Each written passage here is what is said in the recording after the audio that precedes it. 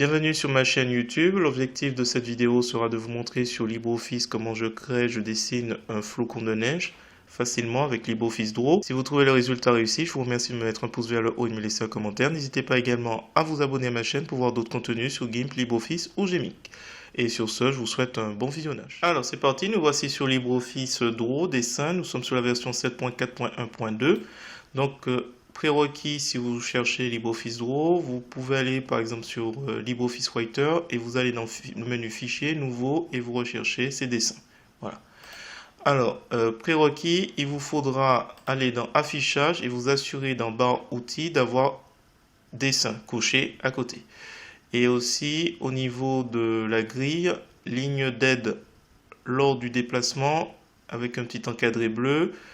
Et guide de capture, j'ai tout décoché au niveau des captures, au guide et à la brochure. Enfin bon, voilà. Ça va être un petit peu au feeling, au mieux. Alors, on recherche la forme rectangulaire arrondie. Donc, c'est le losange, si vous voyez. C'est ici, rectangle arrondi. On va faire un petit rectangle. Alors, un petit rectangle, on va le dimensionner à peu près. Si vous faites CTRL molette de la souris, vous allez pouvoir agrandir et vous recherchez le petit rond jaune et vous le descendez tout en bas pour arrondir encore davantage les coins. Et là on va réduire pour que ça ressemble un petit peu à un stylo. On laisse tout ça sélectionné et on va dans le menu forme et on va centrer la forme et aussi on va aussi le mettre au centre. Voilà. Donc là c'est bon. Ok. On va faire un clic droit de la souris et on va s'assurer que ligne est désactivée. Donc on clique, on va sur ligne, on va sur l'onglet ligne et on va sur aucun. Valider. Alors, on va garder la couleur bleue qui est la couleur par défaut. Alors, hop.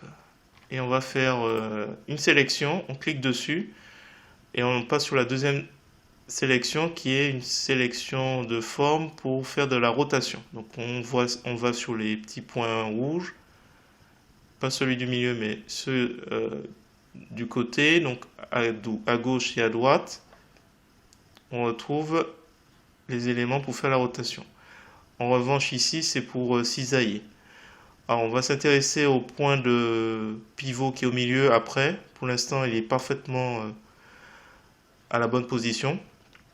On va faire édition copier, édition coller. Donc là on a une deuxième forme qui vient de se superposer sur la première.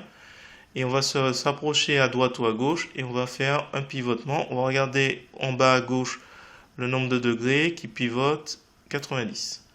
CTRL C, CTRL V, c'est une autre façon de faire. Et on va chercher ici plutôt 45 degrés. Hop, en bas à gauche. CTRL C, CTRL V. Et on fait la dernière... Oh, j'ai loupé. Alors, je vais faire CTRL Y. Hop, CTRL Z. Et je refais, donc hop, je resélectionne, CTRL C, CTRL V, je m'assure qu'on est bien sur la rotation et je fais pivoter à 90 degrés. À peu près, hop. Ensuite, on va rajouter les petites branches intérieures, donc on sélectionne ici, on fait CTRL C, CTRL V, je vais réduire ici. Je vais me rapprocher un petit peu. Alors, hop, j'ai trop touché, ça a dérapé. Hop, on va aller dessus, je vais cliquer. Et là, on va prendre le point pivot, on va le mettre ici. Et on va essayer de faire, pas celui-là, pivoter sur le côté comme ça. Pas trop pour laisser de la place pour l'autre. Et là, on va faire CTRL C, CTRL V. Et on va aller dans Forme, on va retourner horizontalement. Et là, je vais le déplacer à peu près. Alors, si je souhaite pile poil avoir au même endroit, je utilise Shift pour sélectionner les deux. Donc, hop, hop, les deux sont sélectionnés. Et je vais dans Forme ensuite et je vais aligner tout en haut. Hop, comme ça. Alors là, je remarque qu'il faut le déplacer un peu. Alors, vous pouvez faire Alt avec les flèches pour aligner au mieux. Une fois que vous avez fait ce principe, vous pouvez resélectionner et grouper ces deux formes. On va faire, on sélectionne comme ça et on va aller dans grouper. Voilà, les deux formes sont sélectionnées. Alors quand on clique, on se retrouve dans la même configuration que tout à l'heure, sauf que là, c'est ces deux formes. On contrôle, je fais une petite erreur, voilà. Donc je prends le point pivot, je me place à peu près au milieu. Alors, je recommence. Je repeins le point pivot, je me place à peu près au milieu. CTRL-C, CTRL-V, je fais pivoter ici. CTRL-C, CTRL-V, je fais pivoter ici.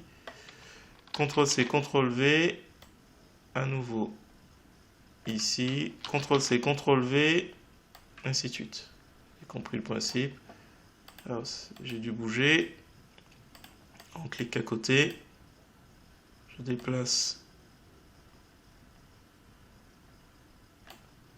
Ah, j'ai encore bougé.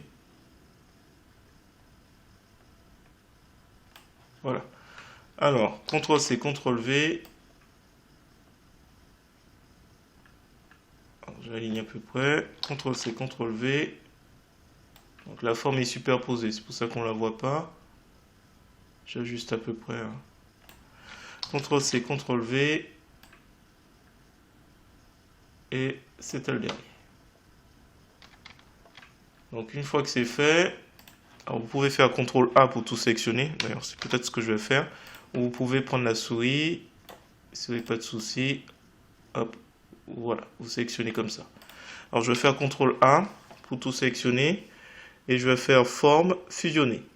Hop, il m'a fusionné tous les éléments. Je clique sur le bouton droit de la souris. Je vais sur ligne. Et là, je vais choisir une ligne noire. Hop, continue. Et je vais mettre peut-être 0,20. Et ce que je vais faire, c'est que je vais retirer le remplissage. Donc, clic droit de la souris, remplissage, aucun. Validé. Voilà, bon.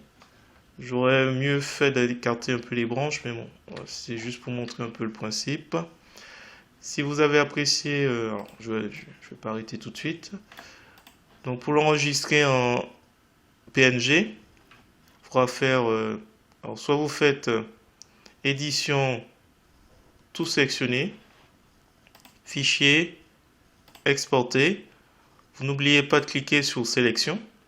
Et on met, alors on va pas mettre du GIF, on va mettre du PNG pour la transparence.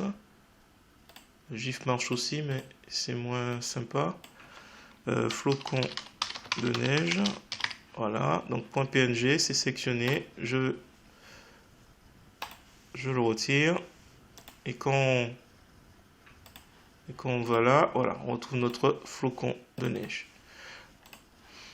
Si on fait un clic droit de la souris, ouvrir avec GIMP, voilà, on retrouve notre flocon avec